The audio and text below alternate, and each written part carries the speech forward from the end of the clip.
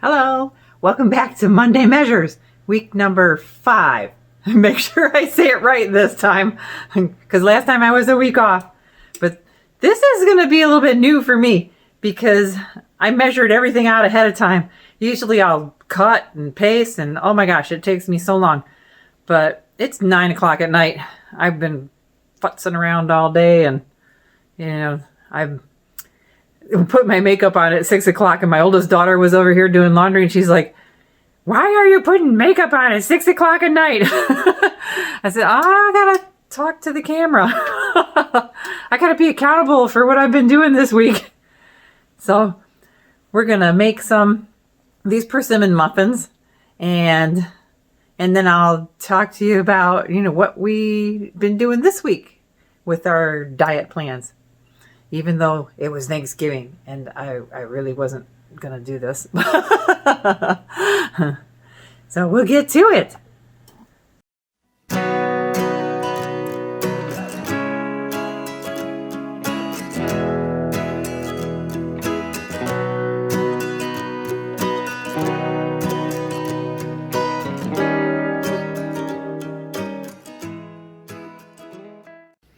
So my grandma used to cut up fruit all the time. And we've got all this fruit over here. Just a ton of fruit.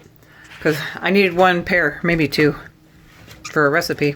And then I had a bag of apples that came in a food box and other stuff we bought. So if I cut it up, it disappears. But those pears, guess where they were? They were so good.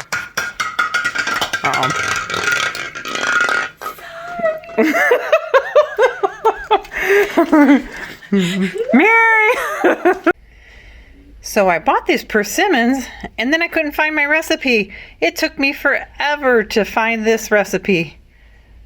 I actually got it from a food box that I got. It was Full Circle Farms. We used to get a produce box.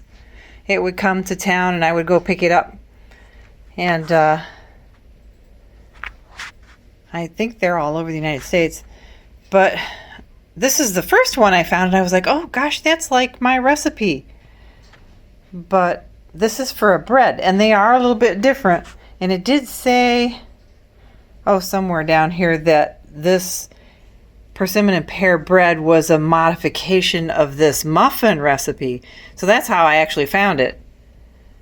But I'm going to combine the 2 recipes, and I'm going to still make muffins because we like the muffins. And it makes 18, so I give some of them away for gifts. So I've got 3/4 of a cup of pecans roasting in the, let's turn that on, roasting in the oven for, I don't know, it says 8 to 10 minutes, but last time I roasted them for 8 minutes, something, and it was too much. This oven seems to cook a little bit hot. So I put it in for 5 minutes. We'll see how that goes. And then I've got all of my ingredients set out here. It calls for 1 1/4 cup of all-purpose flour, and then a cup of whole wheat flour. But because I'm using gluten-free, I used 2 cups of the gluten-free flour, and then almost a 1/2 cup of oat flour, and then I put like 1/8 cup of flax meal in there. That way it'll thicken it up a little bit, because the oat flour would soak up more ingredients. So I got the flax in there, and then a 1/2 cup of packed brown sugar, and then 1.5 teaspoon of baking soda, a teaspoon of salt, a teaspoon of cinnamon, a 1/2 teaspoon of nutmeg in the middle there, and 1/8 teaspoon of ground cloves. And I've got, for the wet ingredients, a cup of plain non-fat Greek yogurt, and 1/3 of a cup of pears, and 1/3 of a cup of honey, 1/4 cup of canola oil. So I don't really like to use canola oil, but I keep it around.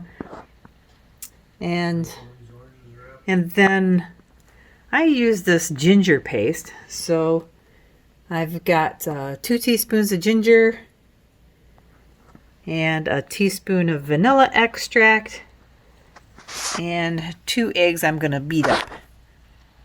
Then I've got my persimmon, which is a 1/2 cup of the persimmon. And there's what the persimmons look like if you don't know what that is. And then a 1/2 cup of dried cranberries. So these are the craisins. And we'll get all of that started in my bowls. You gotta do the dry ingredients, then the wet ingredients. So all the dry ingredients get mixed together.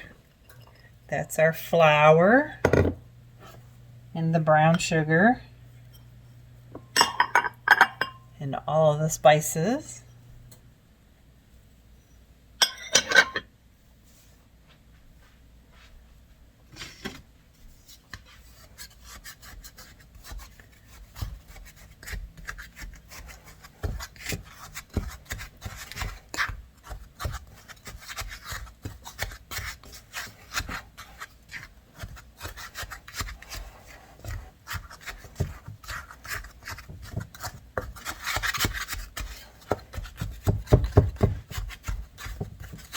When I pack my brown sugar, I really pack it. so I've got these little chunks sometimes in my muffins. It's like landmine. You bite into a little chunk of brown sugar, and it's actually really good, but something you don't expect.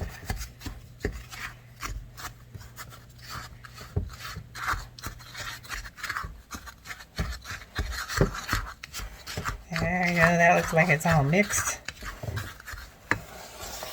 And then we get our wet ingredients. So that's going to be the yogurt. Oh, where am I at? The wet ingredients include the yogurt,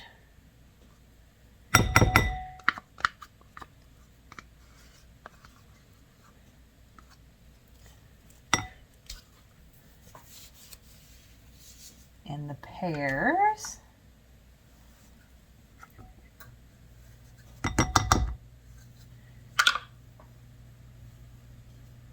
the honey,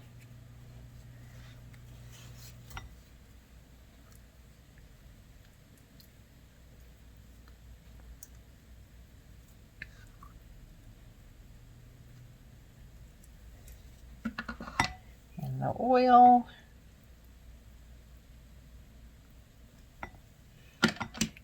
the ginger,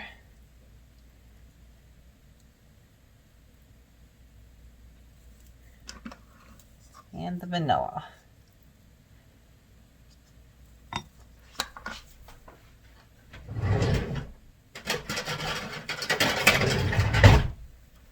Always hear me digging in the drawers. I noticed that in my videos.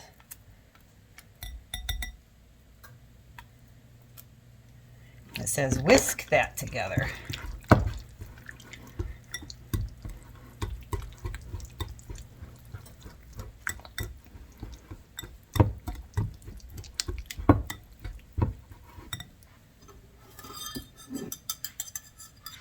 Add our eggs,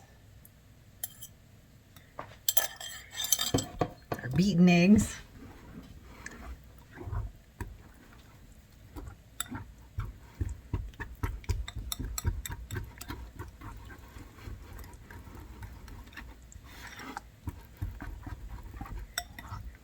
All the honey sticking to the sides of the bowl.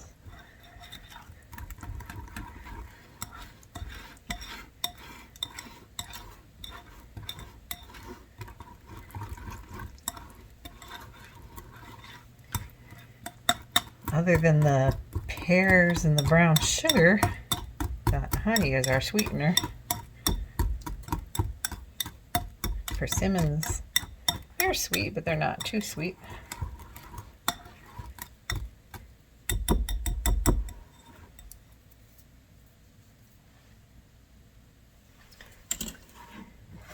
Now we fold our wet ingredients into our dry ingredients.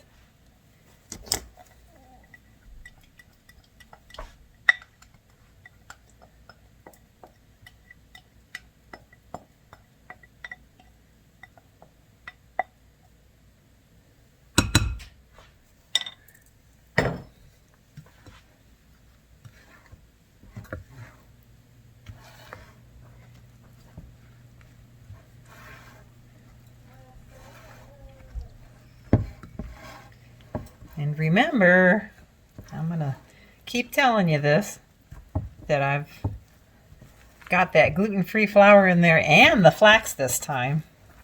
So this is going to have to sit and soak up those wet ingredients.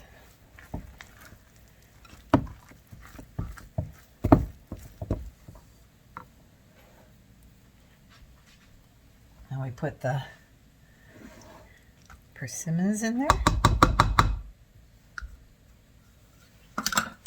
And the cranberries.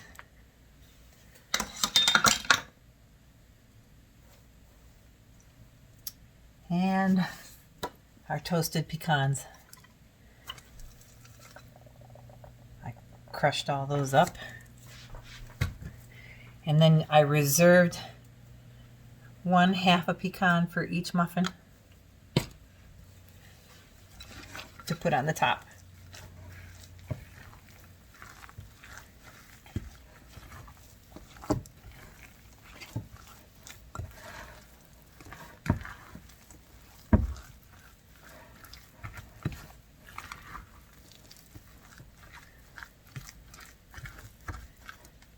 You know, I looked at that recipe and I thought, this is going to be a nightmare. It's got a lot of ingredients. I know I've made it before, but, you know, when you set it all out like that, it goes pretty quick. So we'll let that set, and then we'll put it in our muffin cups.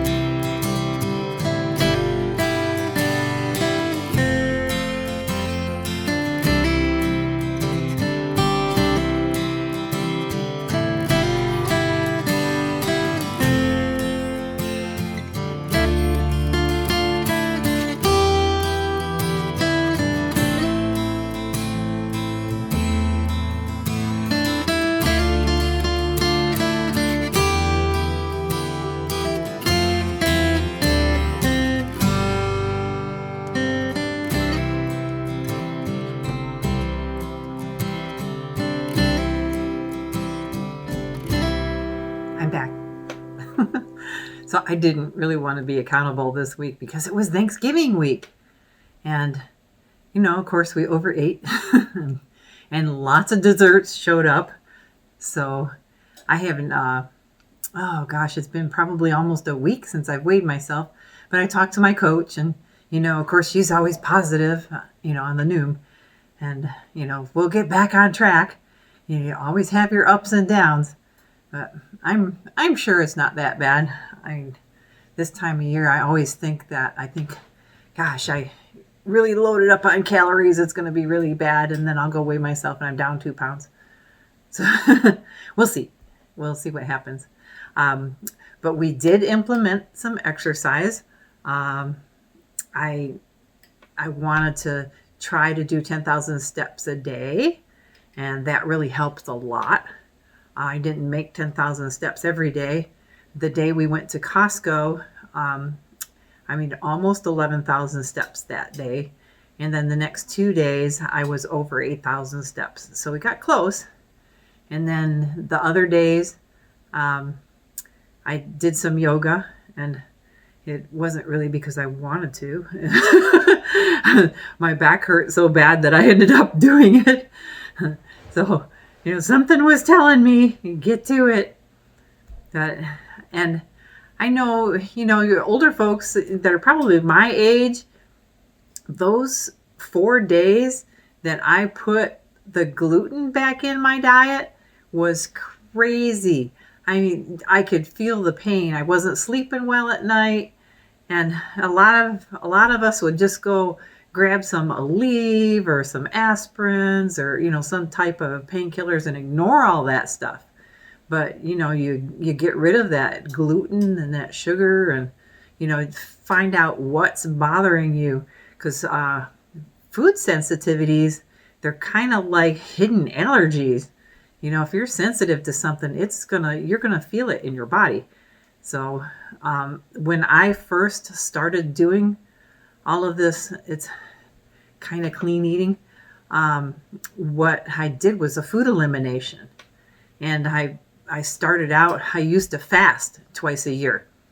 Those fasts, I would do 3 days with nothing but water.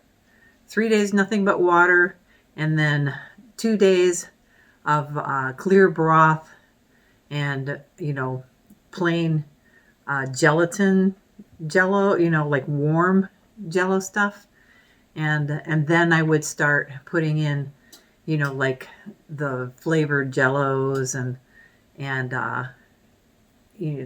soft foods, and I would do that for a week, and then when I started putting foods back, I could tell exactly what I was sensitive to, because when you clean out your system like that and you have something that you're sensitive to, you're going to feel it right away. Within an hour, you're going to feel it. So, I know most people can't fast. And at my age, I wouldn't do that. 3 days is probably the most I would do. Real quick, maybe 1 day of water and 1 day of broth, and then, so, because you need your nutrition when you get older. Your body doesn't process things as fast. So, yeah, I think it's just going to be a real quick one today. We got that persimmon muffin, and I hope you all like that. That's a good holiday recipe. I will figure out the calories and put it at the end of the vlog. And I hope you all had some good Thanksgiving. And did your family little pocket or your social distancing FaceTiming. Keep going with this, and we'll try to lose some weight before Christmas and implement some more exercise. And we'll see you in the next one. Bye.